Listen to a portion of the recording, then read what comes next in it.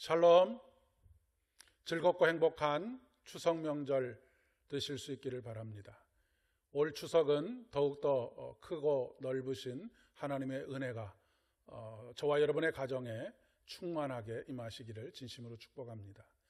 오늘은 다니엘서의 마지막 말씀이 되겠습니다.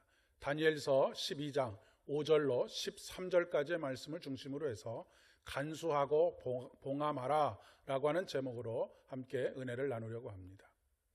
성경에는 예수님의 초림을 456번에 걸쳐서 언급하고 있습니다. 또한 예수님께서 다시 오셔서 이 역사를 마무리하신다, 즉 완성하신다라고 하는 재림에 대한 약속을 1518번에 걸쳐서 언급하고 있습니다.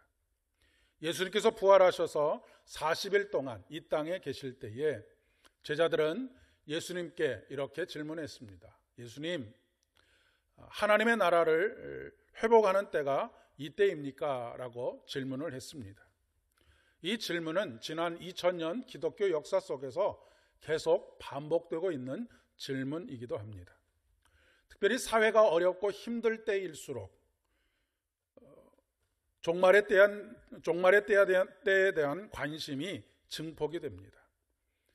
세기말적인 현상으로 나타나기도 하죠.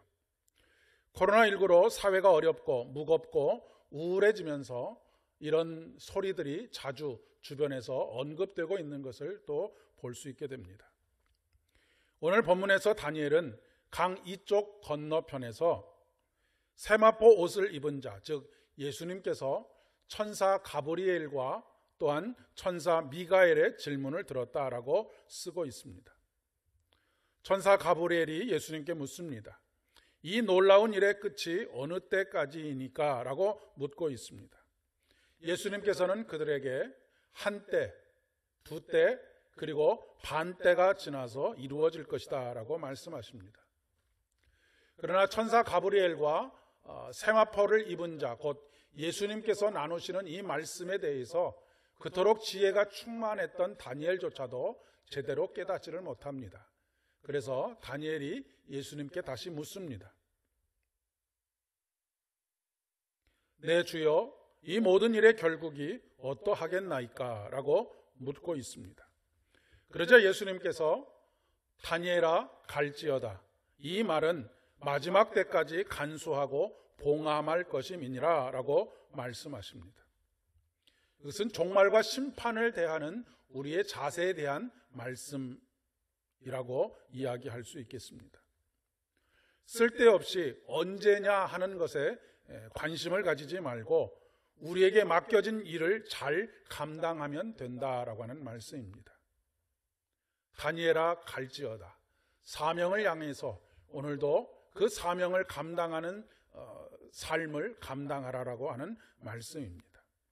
간수하고 봉함하라라고 하는 말씀은 그것에 대해서 가감하지 못하도록 종말 신앙의 왜곡과 변질을 막아라라고 하는 의미이기도 합니다. 보여주시는 것만큼만 알고 그 이상은 알려고 하지 말아라라고 하시는 말씀이기도 합니다. 간수하고 봉함하라라고 하신 그 말씀을 알아내려고 하는 것은 결국 하나님처럼 되려고 하는 것이기 때문에 그렇습니다. 이는 첫사람 아담과 하와가 저질렀던 원죄의 원인이 되기도 하였습니다. 종말을 기다리고 준비하는 최선의 방법은, 그리고 최고의 방법은 오늘을 최선을 다해서 살아가는 것입니다.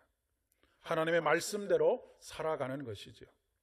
예수님께서 언제 다시 오시든지 깨어 있어서 기도하는 것입니다.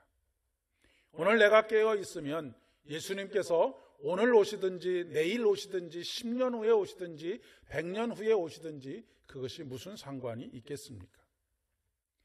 내일이 없는 사람처럼 오늘을 살아가는 것입니다. 오늘이 주님께서 오시는 날인 것처럼 또한 살아가는 것입니다. 이것이 오직 지혜 있는 자는 깨달으리라 라고 하신 말씀의 의미라고 이야기할 수 있겠습니다. 함께 기도하겠습니다. 마라나타, 아멘 주 예수여 어서 속히 오시옵소서가 초대교회 성도들의 일상적인 인사말이었던 것처럼 종말의 삶이 우리의 일상이 되게 하여 주시옵소서. 예수님의 이름으로 간절히 기도드립니다. 아멘. 오늘도 모든 것으로 풍요롭게 경험되어지는 복된 하루 되실 수 있기를 진심으로 축복합니다.